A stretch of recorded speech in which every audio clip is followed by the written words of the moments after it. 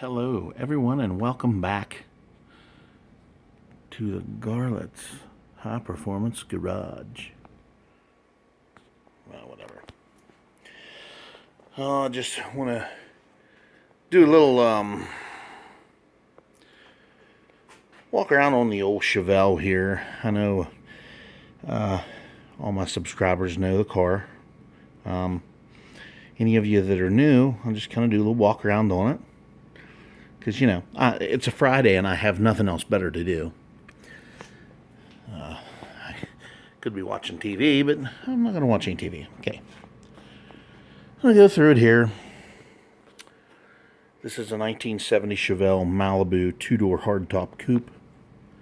It used to be green. Like a real ugly baby shit green, you know. GM must have had like 10 tanker trucks of that green paint because they just about painted everything that in the 70s, you know, in the 60s.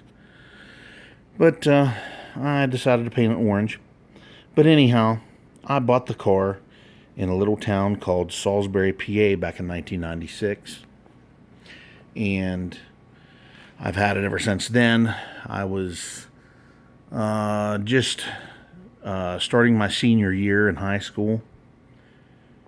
And I saw this for a good price, and I bought it.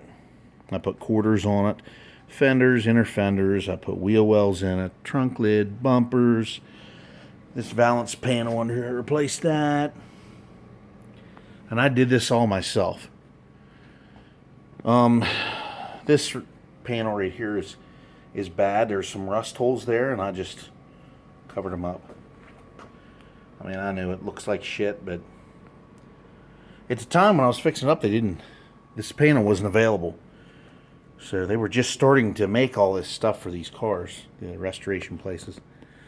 But I bought the trunk lid off a guy in a housing development called Indian Lake over in Pennsylvania, going towards Central City, where the Flight 93 crashed. I bought that back in probably 1998, I would say. Something like that. But here's the trunk.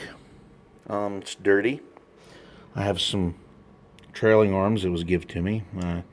I may put in the car one day, and you can see where I fixed my inner wheel wells.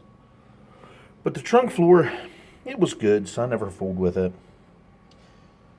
And you can see I fixed this wheel well here too, and my quarters, you can't really see where they start at, but that's kind of a shitty picture, but they only came over this far, and I had to put a panel in here. This was 8 out. The panel on the bottom was bent, the frame was bent. This quarter was smashed up in from the bottom. It was really bad, and it was caved in here, so I had to put one in there, and they only come up to here. So that's why I have this wavy sheet metal right here. I mean, it's not full putty. I did a little bit of fiberglass and a little bit of mud in there to smooth up the seam. And you can see I still have a couple of cracks from there.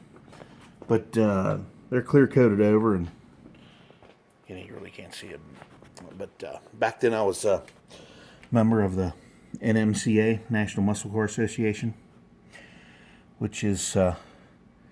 well, it's still around today, but they call themselves something else now. But used to be a place where competition cams and pro street guys from Hot Rod Magazine used to drag race every year to find out who was the fastest street car in the United States, which was pretty awesome back then.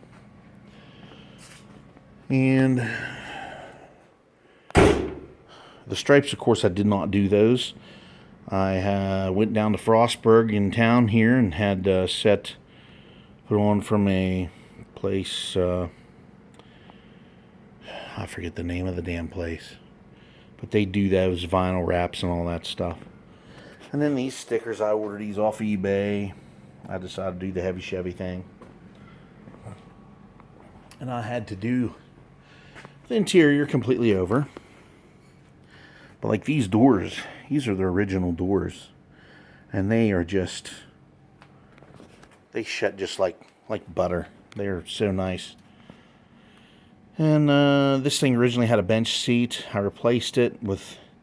First I had these ugly GS1 things in there, which they're in my truck now.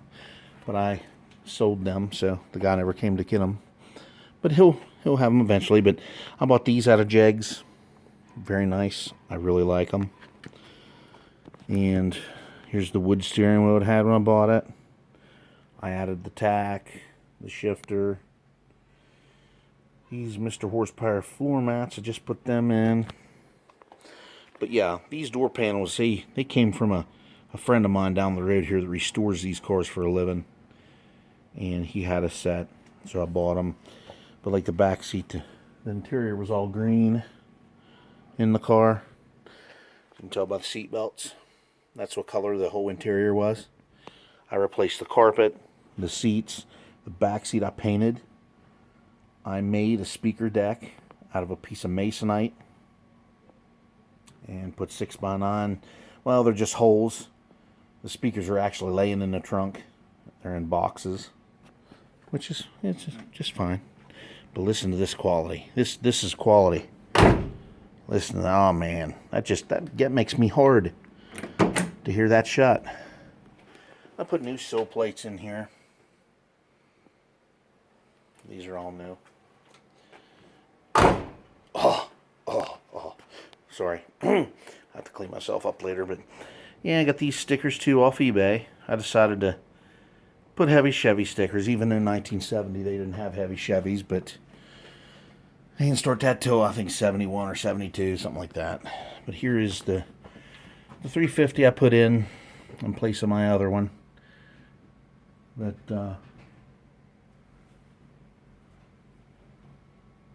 it went bad. It got a bunch of blow by and all that stuff, so that's great.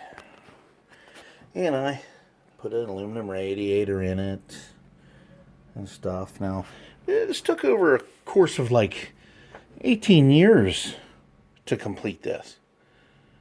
So, you know, it's like, if you don't have the money, of course I'm poor as a fucking church mouse, so, you know, and having kids and being married, and you have other priorities, and you got to put things on hold. But, you know, I wasn't the type of person that, I got married, I need to sell everything. I didn't do that. I got married, I kept my toys, and I just tried to save money that I could sell, or that I could save, you know, which, you know, is a hard thing to do in this economy. But the Engineer's bored 30 over. It's actually a 355. Has a 600 Holley 4-barrel vacuum secondary. These are the headers that have been on the car since I've owned the car. The guy that I bought it off of put those in here.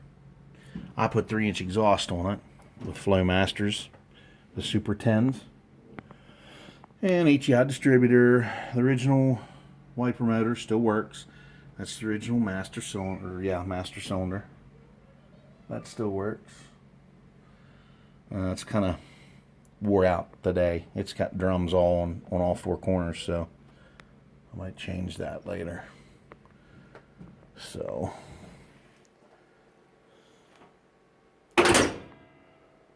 ooh, yeah. Ooh, what was that? Oh, but anyway, let's look inside. And if any of you millennial kids are watching, by chance, let me show you something that you've probably only heard your parents talk about. Look at this. This is a Pioneer Super Tuner 2 that I bought back in 1997. And I put this in here. And it's what they call it. It has a tape deck. Of course, I have speakers in the dash too. Of course, you can only pick up country stations around here, but watch this. Watch this. Now, you see this tape? This is a cassette tape. Watch, you just push it in there. Oh my God, listen to those tunes. Dun, dun, dun, dun, dun. Hell yeah.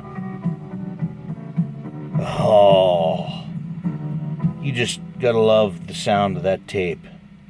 The tape deck. And here's my glove box. It's got a light in it. A little bit of CCR in there. My old track time slips. And here's my Z-Gate B&M shifter. And yes, I still have my column shifter on here because the column's so wore out that I have to leave it on here so the switch will work. So, but I guess that's all for now. Like, subscribe, comment, whatever the hell you want. Say whatever you want. Even if you're on here to slur me and tell me I'm an asshole, go ahead. I really don't care. That's fine. I'll catch y'all later, and all of you stay safe out there and run away from that virus. Try not to catch it if you can. So I'll catch y'all later. All of you have a wonderful weekend.